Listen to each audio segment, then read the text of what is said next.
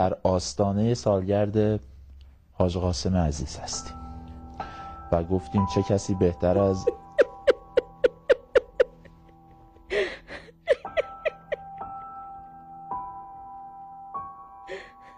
به هر حال دوست دیرین حاج قاسم بایدم وقتی اسم ایشون میاد اینطور داغ دلش تازه بشه.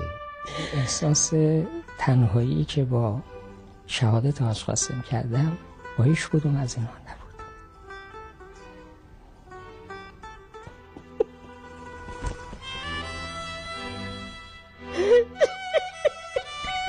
اونجا یک عقد اخوت با هم روز 18 ذوالحجه سال 71 در مکه کنار خونه خدا بر مسجد الحرام عقد اخوت بستی؟ بله.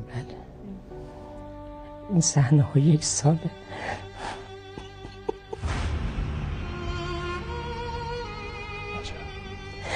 تو خواب بیداری شب و روز قلب منو بشکافم غیر از حاج قاسم چی توش نیست.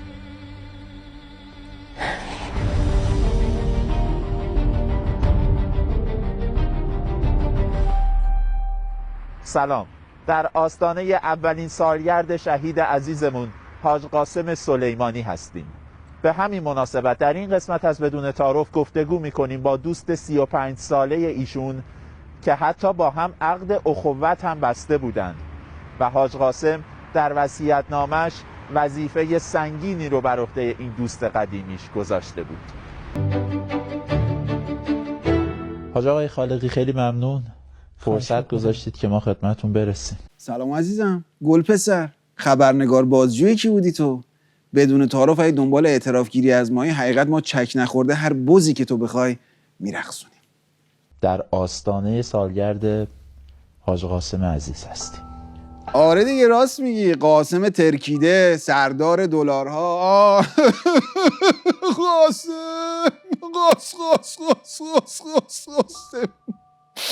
خیلی سخته برام.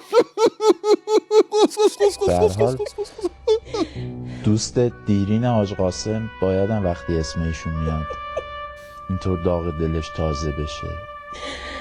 دور از انتظار نیست. حالا خوبه که ما فقط دلمون داغ میشه. مقام عظما رو چی میگی؟ تمام ناقصیاش داغ میکنه. بنده خدا سرسیلند سوزونده. بمیرم واسه سرسیلندت که بدجوری داغ کرده. سرسیلند سیلند لند لند لند لند لند لند لند قاس قاس قاس قاس قاس قاس.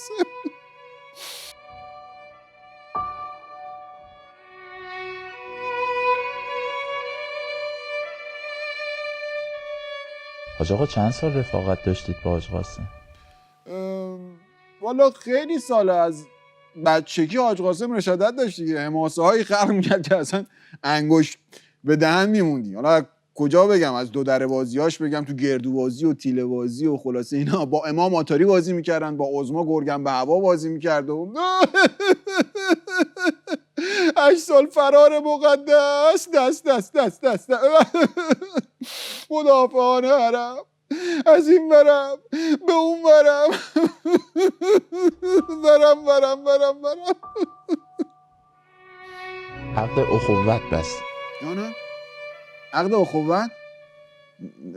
نه دیگه. من میخواستم ادامه تحصیل بدم، بعد پدر مادرم اینا موافق نبودن دیگه، به عقد اخوت نرسید. تو همون حنابندون و پاتختی اخوت موند که دیگه موشک ناقافل وارد زندگیمون شد و عقد موشکی جاری شد.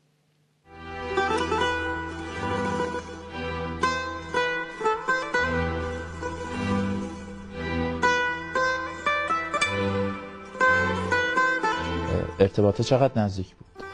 چقدر نزدیک بود؟ ببین قلب منو اگه باز کنی چی میبینی؟ 2 تا دهلیز داریم، یه سرخ رگه که حالا اون یه چیز جدی نداره، کلیه دارم برات مال یه خانم دکتر بوده اصلا نمیشه بازش کرد، یه کبد دارم متالیک بغلاش سایدگی داره دیگه، جایی واسه حاج قاسم نی حقیقت توش یه سیراب شیردون میمونه که جایگاه حاج قاسمه که سیرابی آبی سیر آبی.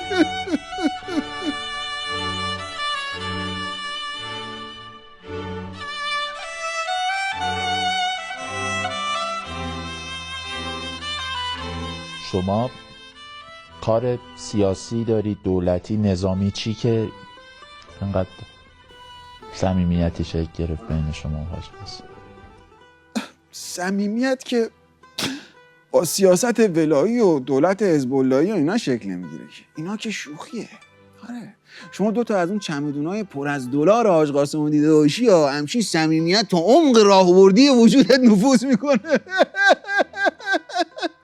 دلار دلار دل دل دل دل دل دل دل دلار.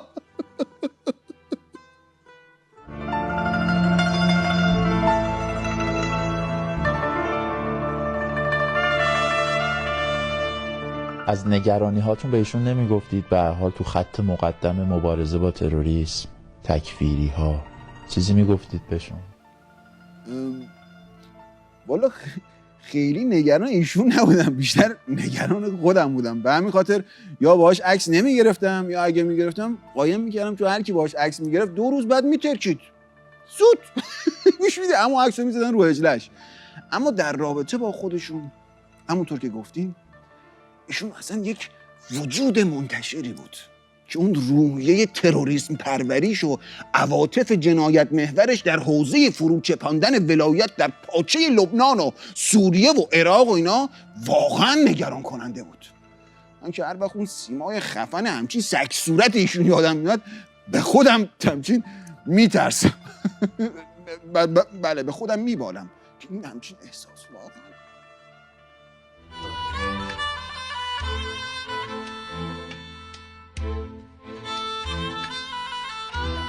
ایشون خوندم که چند بار به شما گفته بودن که تدفین من به دست شما انجام بشه.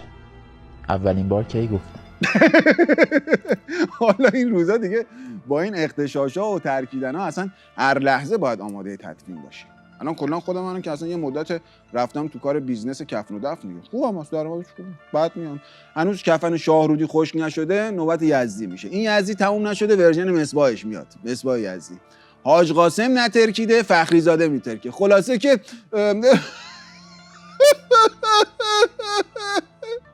ترک ترک ترک ترک ترکیده. فکر کنم هر لحظه دارید تعریف میکنید اون صحنه ها داره مرور میشه در ذهنتون جلوی چشمانتون.